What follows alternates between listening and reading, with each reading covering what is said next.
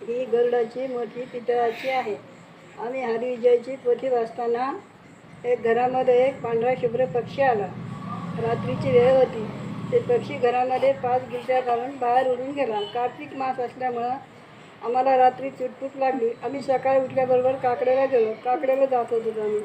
काकडा झाल्यावर ब्राह्मणाला विचारलं. संध्याकाळी आम्हाला असं झालं. एक पांढरा शुभ्र पक्षी घरामध्ये येऊन पोथीला उजवं घेऊन गेला. त्यांनी म्हणले, साक्षात तुमच्या घरी कृष्ण परमात्मा गरुडावर बसून आले होते. तुम्ही आसन टाकता का बसायला? आम्ही म्हणलं नाही, आम्हाला काय कळते असं म्हणलं. मग त्यांनी म्हणलं चूक झाली म्हणले. आम्ही तबा केलं.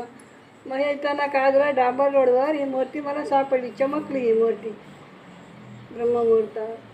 मी घरी आणली. हा डांबर रोडवर सापडलेला गरुड आहे. कारण त्यांनी सांगितलं त्याच दिवशी सापडणं म्हणजे आमची श्रद्धा. हरिविजयची पोथी की आम्ही जपून